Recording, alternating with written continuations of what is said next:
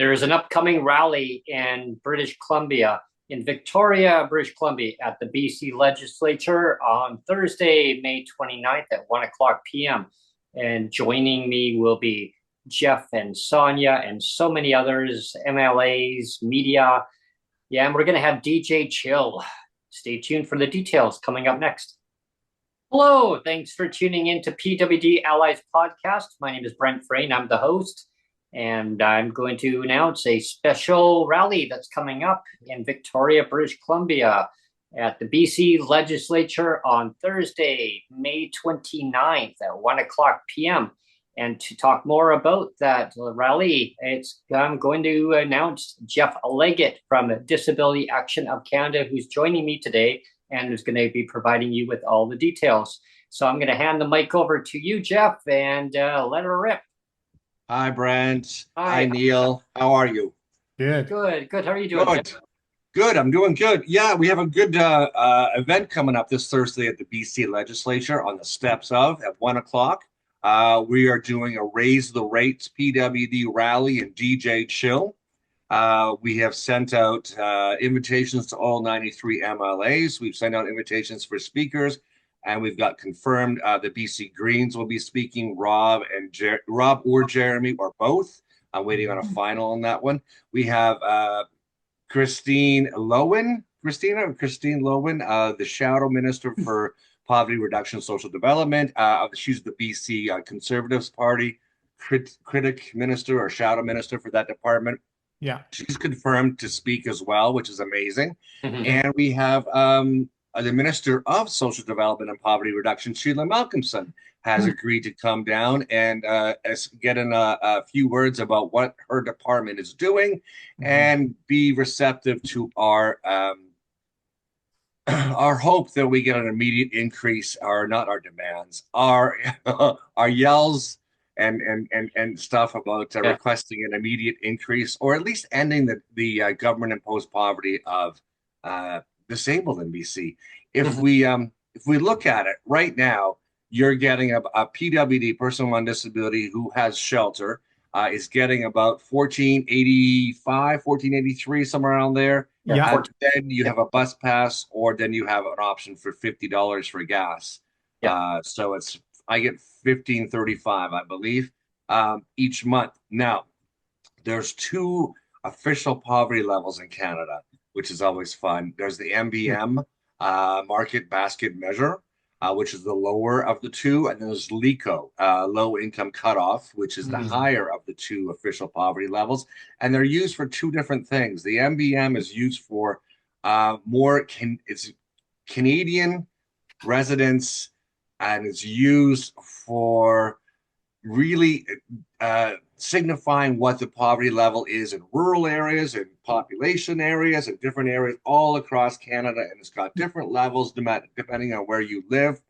And then the LICO is the kind of a more static and stable poverty level, which is used for new Canadians. It's used when people are coming into our country. And it's used as the minimum level of support needed for our new Canadians, whether that be sponsored or immigrants or what have you. And it's literally higher. So I don't understand how the difference. I don't get the difference, but that's a whole different topic. So a market basket measure is just over 2,000 right now. I think it was $2,044, and the LICO was 2,400, 24 something. So we're looking at a significant difference. Yeah. The federal government chose MBM as the poverty level for disabled Canadians. Of course. They choose the LICO for new Canadians and MBM for disabled. So the provincial government decided to do the same thing. They have a choice. They can use whichever one they want.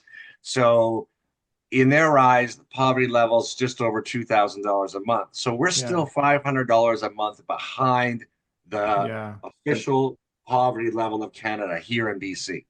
It's interesting that the government chooses to use. I mean, it's not surprising that it's the lower amount, but as you said, Jeff, there's the two amounts, and one is for refugees, and and it's funny that you know that we that live here as Canadians are somehow thought of as way less than, like let's give you the kind of the bottom of the barrel total, or I Hmm. know it's yeah, crazy in my mind, and no wonder there's some sort of backlash against immigration, refugees, that kind of stuff when the government is giving them yeah, more when they mhm, first come to Canada than treating their yeah, own citizens. But again, as I said, that's a different kind of topic. I don't want to get into yeah, that because it's a yeah, no, whole other Yeah. exactly, can of worms. yeah, yeah, But the point is, we're still about $500 below the lower of the two, and we're mhm, almost $900 a month lower than the more acceptable LICO low income cutoff. The more that's the one that makes more sense in today's market with Yes. rent yeah, for and sure. food and the cost of just the basic needs. The LICO is the more tenable one to use, right? Yeah, Hmm. and So that's not even like, I mean, that's the bare minimum. Of course, for persons with disabilities, I mean, their expenses are even higher than that minimum amount. So, Hmm. I mean, there's provinces in Canada where their rates are way below the standard where it should be even at. And I mean, there's Alberta where their rates are, I think, 1901. BC's at 1483. Ontario, I believe, is at 1368. And their rates are tied to inflation in Ontario, but BC's not. yeah, for Yeah, those that don't know, in Canada, each province has its own ministry for persons with disabilities. That's Each right. province makes up its own rules and yeah, structure and requirements to support people with disabilities. So there's not one single level of disability income support across all the provinces and territories. It's Mm-hmm. different in every single one. Yep. So it's kind of like a divide and conquer, keep the poor, keep the disabled oppressed because well, yeah, and sorry, Brent, sorry, Jeff, I mean, um, yep. No worries. there's two of you on the podcast, and Yeah. I'm confused now. Uh, Oh, no, I wanted to say that you're kind of highlighting a hodgepodge between all the provinces, but I wanted to highlight too that it's a hodgepodge within each province as well. We've had Sheila Malcolmson on the podcast before. I Yeah. think wasn't she on? Was it the first year or was it the second year? I forget second year. now. I Second think it year. was the second year, right?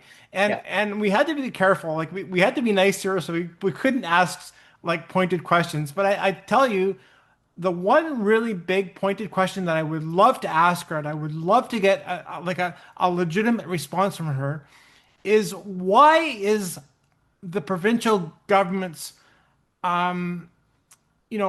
attack on PWD assistance, why is it so hodgepodge? Like, and what I mean by that is, like we always say, Brent, it's like the disabled versus the disabled. Like you, Pinning each other against. yeah, Yeah. you get your rent subsidy and you don't. You get a Yeah. clawback and you don't. You get this and you don't. Like there's so many layers and stratifications within the BC the assistance system, PWD and system. it's just it's so perverse. All the different layers and stratifications, and like you have to jump over this whole hoop, and then you get this money, and you don't. You get this money, and you. I mean, it's just crazy. A lot of So red tape. A lot of red so tape. not only is there differences between provinces, but even just even within the province, it's just all messed up. Yeah. Yes, it's It red is. policy. Yeah, and just give me those big scissors. I'll cut that red tape. Yeah. Yeah. The one thing, if for those watching that don't know, if you have shelter in BC, you're given an extra $500 on your monthly. You're given $500 for that shelter within your check. Hmm. If you don't have shelter, you don't get that 500, so you're getting $900 a month or whatever the figure works out to, Yeah. 893 or whatever.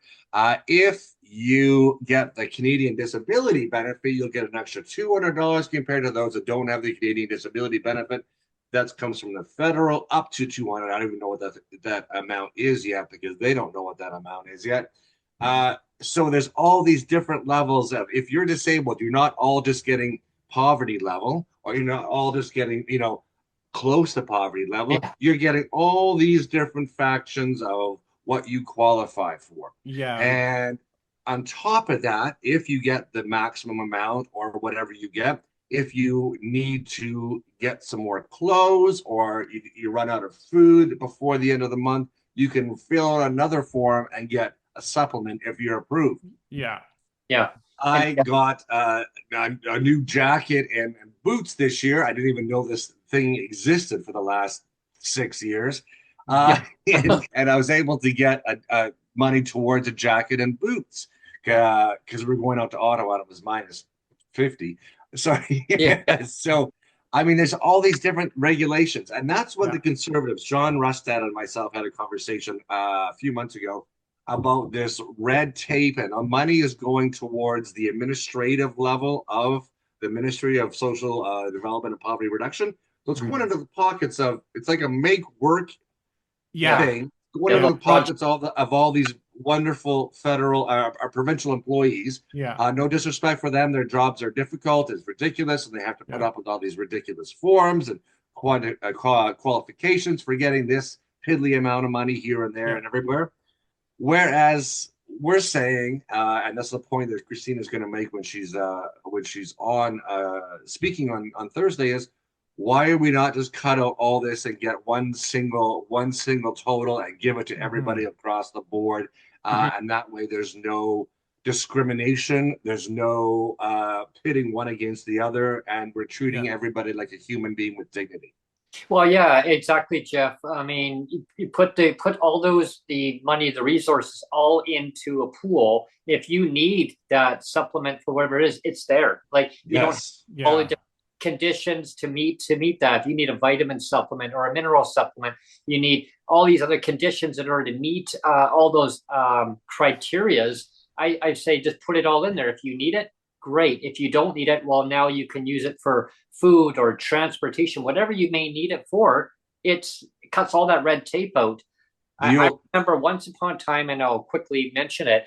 I remember my family physician had said, well, why don't you apply for this and this and this and this? And I said, well, I don't have all those conditions. He goes, no, you don't, Brent. And he goes, why are you kind of telling me that? I go, because the ministry's office told me to tell you that. And he's like, well, that's kind of weird. Like, if why don't they just put all the money into a check? Then if you need those things, then you can just go in and utilize it automatically. I mean, that was back then. I mean, and of course, put the clock fast forward, and here we are with all the red tape and bureaucracy. Bottom line, if I might pop in here, if you give a person poverty level financial support each month, and they require additional as a person with disability for whatever your abilities may be, or however you can apply on top of that for supplements because your disability causes you extra expenses each month, God bless. But if we give everybody poverty level financial support, and don't tell me we can't afford it, that's the biggest scam any province, government, federal government has to say. If anybody says we can't afford it, even the $18 billion a year that would take the federal government to lift all the disabled Canadians up and up to poverty level, the $18 billion a year, 10 to 18 billion is the earmark for that. We have it. Exactly. I can guarantee there's no question in my mind that the federal government has it. And when the federal government is able to allow $32 billion a year in lost taxes, because they don't even care about these tax loopholes. They don't care enough about them.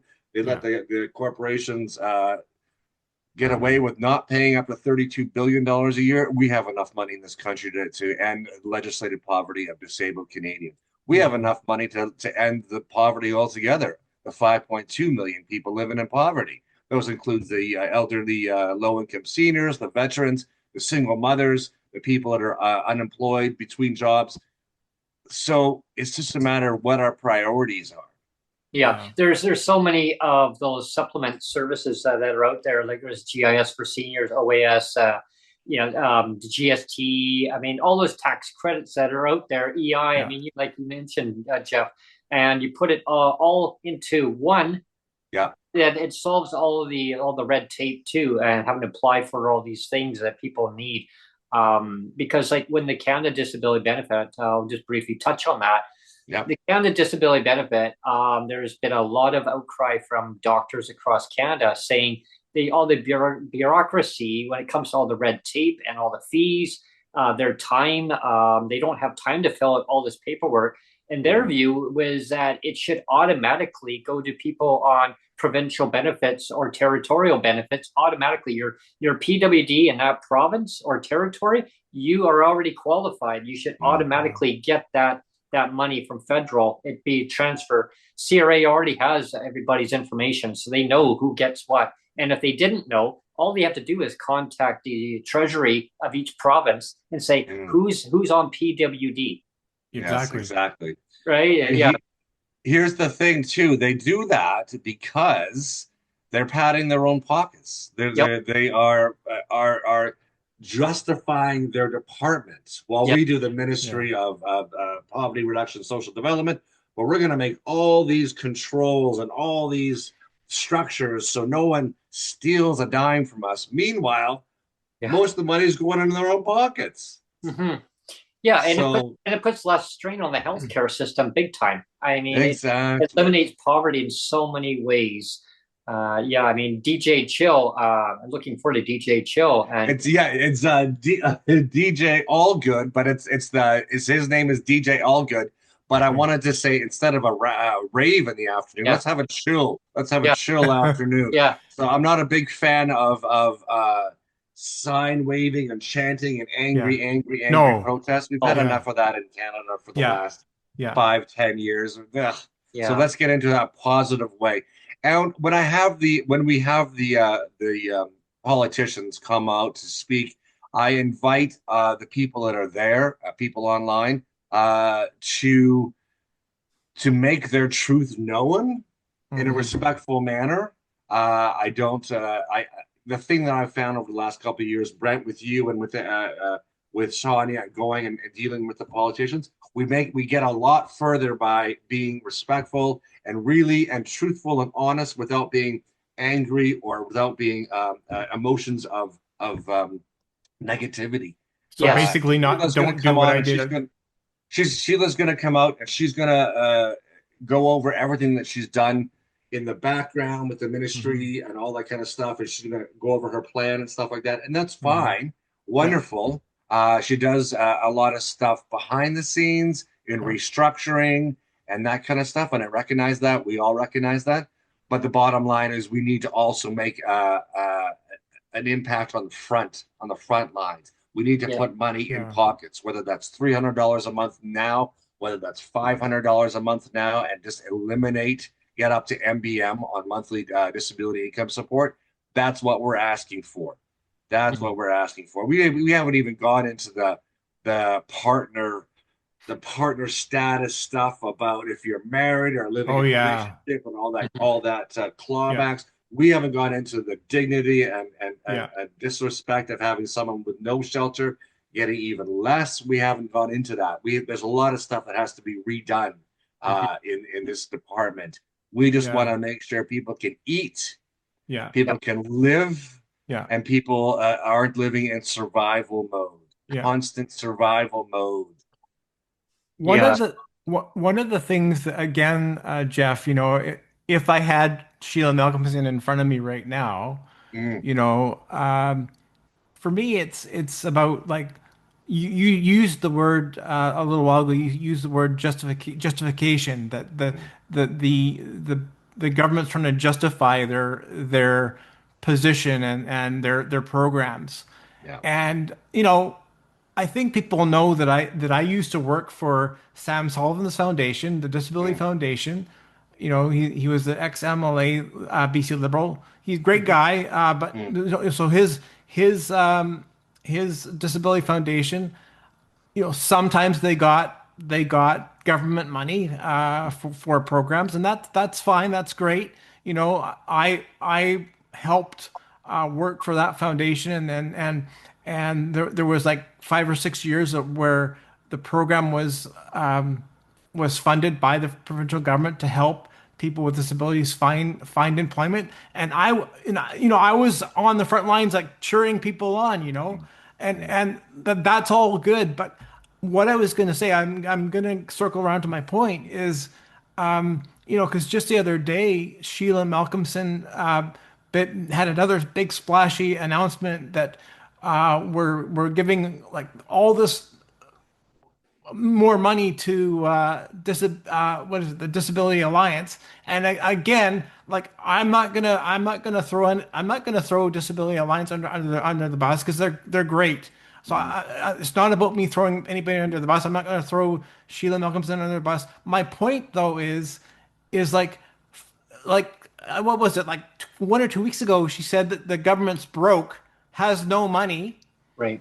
but yet they have money to give out to the Disability Alliance. Which again, I'm not bitter, but I guess the thing that bothers me is they'll do these programs, and you know what, Brent, and you know what, Jeff, is that they're funding these programs basically by clawing back my pension and the pensions of thousands of other people on PWD. That is what's funding all these other programs. You know what I mean? Like it sounds like I'm being bitter, but I'm not really, because like I said, the Disability Foundation is great. They got money from the government. Disability Alliance is great. So I'm not trying to throw anybody under the bus. It just bugs me that we had Sheila Malcolmson 2 weeks ago on public record saying the government's broke, and here she is throwing more money at the Disability Alliance, but still clawing back my pension. And it's been almost 12 years, and that is what's supporting all these programs, all this money that they're sending out to, whether it be the Disability Alliance or the Disability Foundation or whatever else. Like they're supporting it by clawing back money from people, and it's anyway. Yeah. Yeah, you make a good point on that, Neil. Like suppressing down income for PWD and BC versus some of the advocacy groups that are getting the funding to basically say, well, this is what we're doing. We want to help the people. Well, I always say give the money to the people so they know better what to do with that money in the community that they live in, where they can prosper and have dignity and respect. And basically make those decisions for themselves. I mean, yeah, you're right. There's nothing wrong with those organizations for sure. I think that it's prioritizing. Government needs to prioritize where the money goes, and we're going to help them with that. You can. Sorry. I just want to finish my point. Is like you can still give the money to Disability Alliance. Like I said, I'm not bitter about that, because like I said, they're great.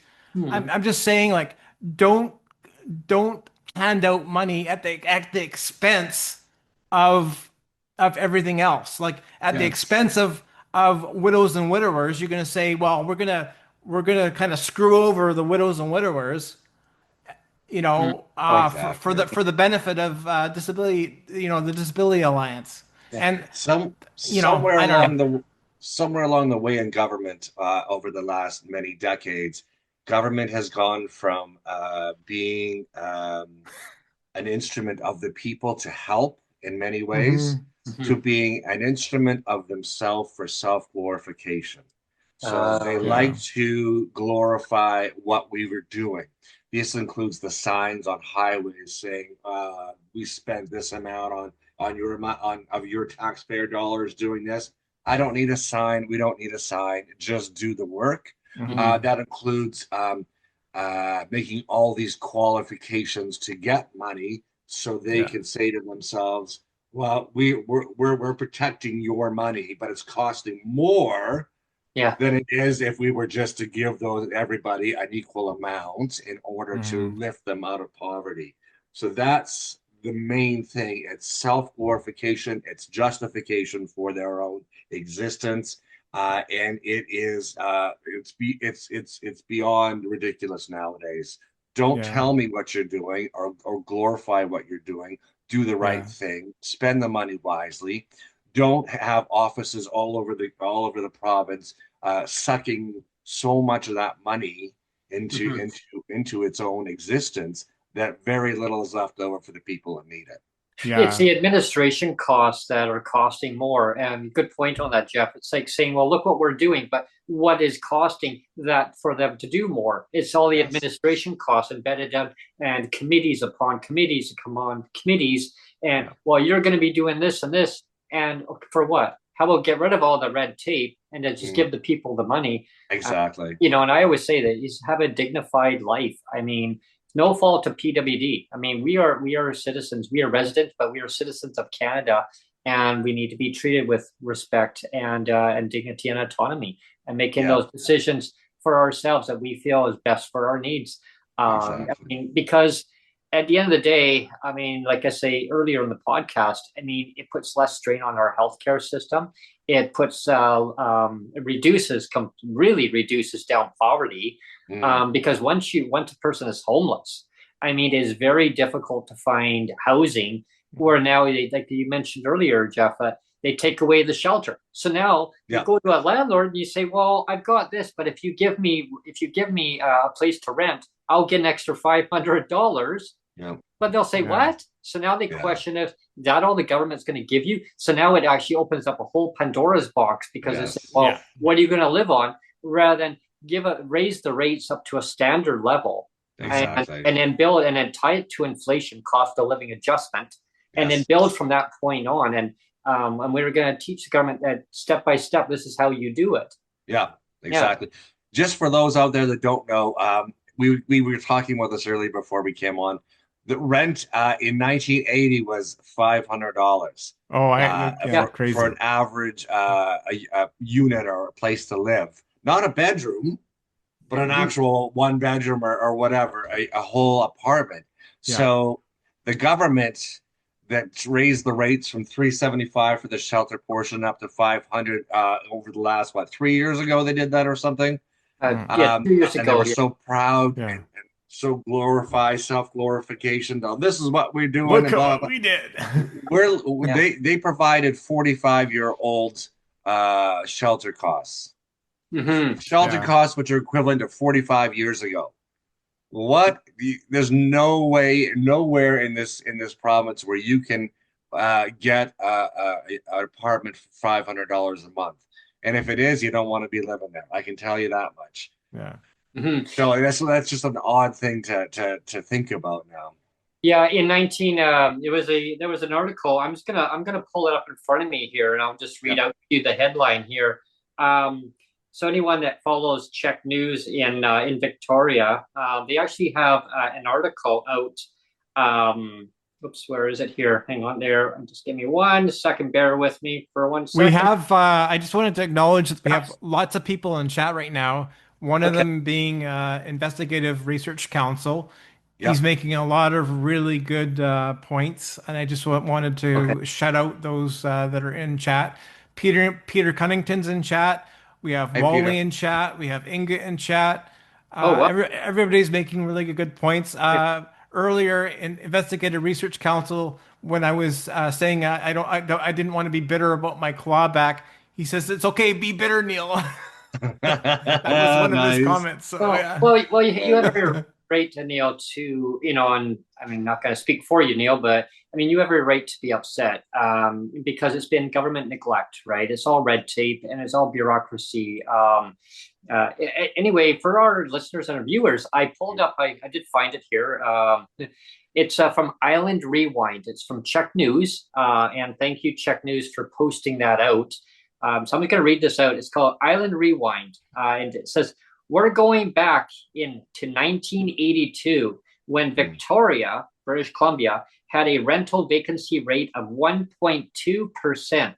Landlords were offered money. Landlords were offering money to people to rent their places, and in some cases, free meals. I mean, they'll take you out for dinner. And back then, the rents were starting at 500 plus in 1982. Yeah. So For people on disability assistance, which used to be a pension back until 1994 in BC, the government changed it at that time. So it used to be a pension, now it's income means tested. So back in 1982, wow, imagine that, $500 plus for rent. It classified ads, like six or seven pages. I remember that because when I did a paper route and I used to look through, I don't know why, but for some reason I'd be looking at bicycle parts and then I'd see rentals. Well, what are rentals? Well, I mean, what places for rent? And I'd see these ads up there and it matches exactly the price that they're actually saying now. But here, fast forward to our PWD rates in BC. So a little bit of history lesson for people to kind of research. So when the government of the day was in power, shelter rates way back when in 2007 or up to 2007, it was at $375 for rent for PWD in BC. It was frozen until 2023 when another administration took over in 2017, but it took until 2023 to actually unfreeze that 375 rate up to $500 for a person with disabilities paying market rent. And that was in 2023. Now we're in 2025. That shelter rate is still at $500. So if you look at 1982 versus 2025, like you said, Jeff, wow. We could have lived comfortably back in, we're getting the money to live comfortably back in 1982. If I had a time machine, I'd go back in time because the buying power was actually much greater. As time goes on, the amount erodes away your buying power. So now what you could actually buy back then, what you buy now is way different. I mean, you give somebody $100, they could probably buy maybe $30 worth of the same goods that you could have bought back then. Exactly. Just I got an email. This is we're talking from the BC Greens. MLA Rob Botterell will be speaking for the BC Greens. He'll be the first speaker up on deck on Thursday. Then it'll be Christina Lowen, BC Conservatives, to talk about the administrative costs and slimming down that and getting money into the hands of the disabled in BC rather than into the pockets of the administrative costs. And then it'll be Sheila Malcolmson. So that'll be our lineup. I did hire ASL interpreter, and we will be doing we'll be doing a Zoom. We'll be doing a Zoom meeting, so we'll be recording it and then we'll be editing it and sending it out afterwards. We've invited a lot of media. I'm getting a great big cake that says "Let them eat cake" because we got to have some fun with this, and it's getting ridiculous. No one wants to listen, so let's have a cake and some bottled water and a DJ. And let's kill them with love and kill them with kindness until they realize that, hey, we can't treat people so disrespectfully in this province anymore. It's not acceptable. Well, I do have to give kudos again to Sheila Malcolmson because it takes a lot of guts for a sitting minister to come out and and say, like, I support. I stand in support and in solidarity or whatever, whatever. I mean, before we went to air, you used the term that Sheila's going to come out and do her rebuttal. You used the term rebuttal, and I thought that was kind of humorous. But I mean, even so, like, she does deserve credit for coming out all the more, So and I gotta give a shout out to Mary Jean also for doing all her work in the background and commenting on Brenda Bailey's post, commenting on Sheila Malcolmson's post, and keeping the fire in the fight going. For those who don't think that we're being aggressive enough, we are, but we're just doing it in a different manner. So that's why I'm saying that we talk and we have an open dialogue with Sheila Malcolmson and that ministry, and that's how we're trying to keep it. So we're able to put pressure through the press, put pressure through our rallies. Please come on out to the rallies. Please show some dignity and respect for yourselves and for the speakers, and just be honest in the truth of what is needed nowadays, because we can't stay in government-imposed legislative poverty any longer. And I got to give a shout out to Rob Botterell for bringing this up in the question period. He talked about legislative poverty and how it's unacceptable anymore. And I got to give him a shout out. Oh, and just FYI, we will be in question period on Wednesday. Yes. Brent and Sonia and myself were been invited from the BC Conservative Party to sit up in question period and get a little announcement up there from Christina herself and on the work that we're doing, and to highlight the rally itself on Thursday.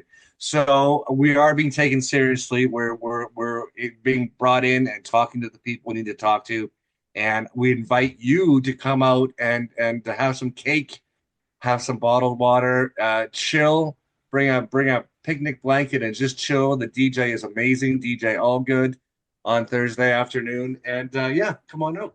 Have your cake and eat it too. Yeah, exactly. Yeah, have your cake and eat too. I love that. Yeah, yeah. Let them eat cake.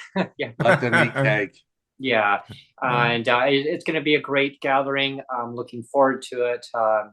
You know, if you're not able to attend the rally, like Jeff and Neil have mentioned, it is going to be rebroadcasted on, and you can actually follow along, send in your comments on that. Yeah, but if you are local, or if you are in the Lower Mainland and you can make it over on Thursday, May 29th, the rally starts at BC Legislature at 1 o'clock p.m.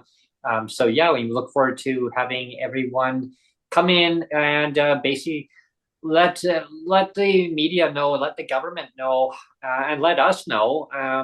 What do you want to see changed for PWD designation in BC? How does it affect your life? I'll try to post. I'll try to post some of the rally.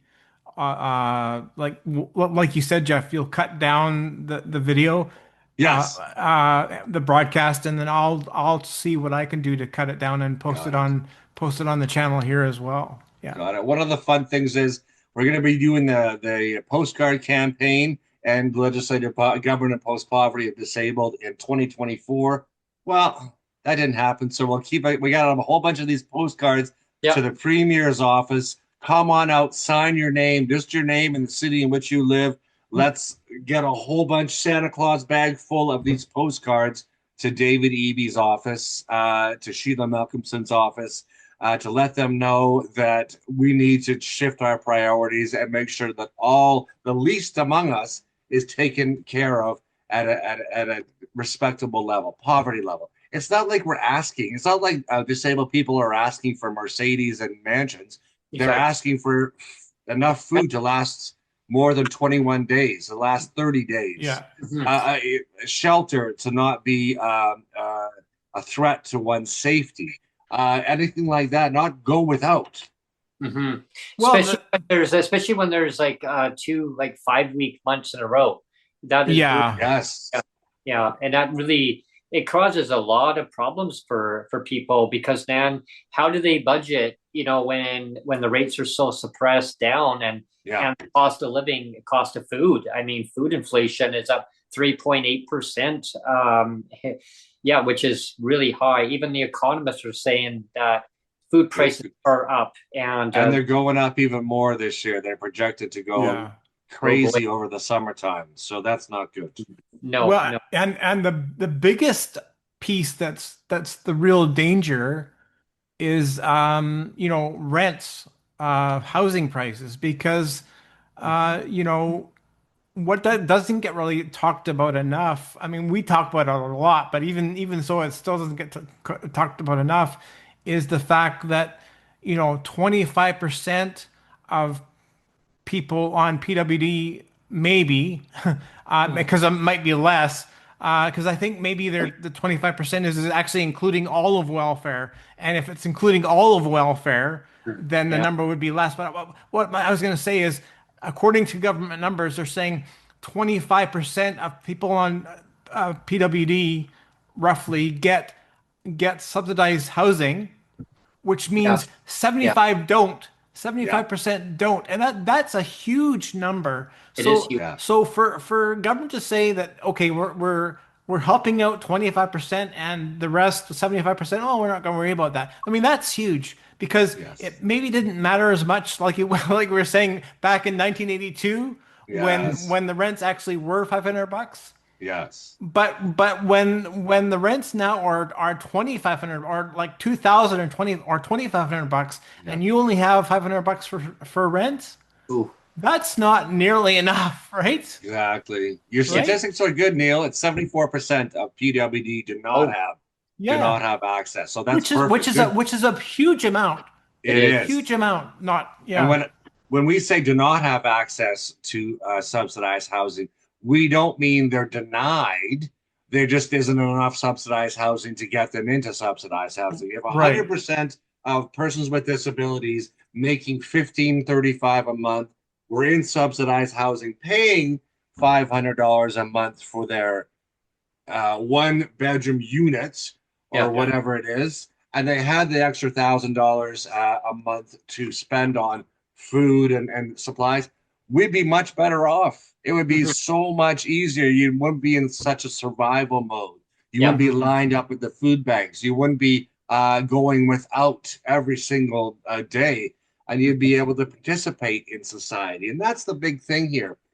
Yeah. We are looking for the government to recognize that we can't participate in society when we don't have money for when we're living in oppressive government imposed poverty, and every single day of your life is depressing because you have nothing. Exactly, Jeff. And another good point I want to kind of add on to regarding housing. What's really embarrassing, I mean, to the government. I mean, the government should really look at it as an embarrassing situation where you get a corporate manager who then starts questioning the government, saying, "Why didn't you raise the rates?" Yeah. Like for 2 years in a row, like you stopped the shelter, increasing it Yeah. after so many. I mean, well over a decade. Then it finally Yeah. increased, and then you didn't give a rent increase because then they say, "Well, we gave you a rent increase. Yeah. Why didn't they offset that Yeah. cost? Like, Yeah. how are you going to pay for that? Like, where are you going to have to cut back on?" Like, that is a good question.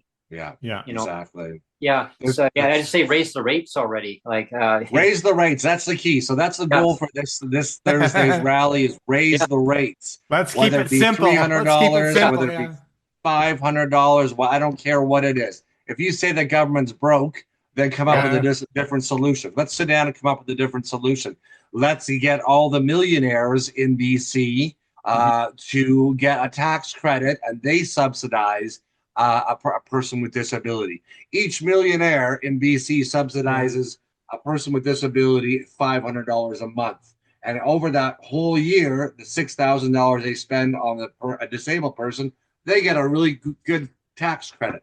Let's get creative.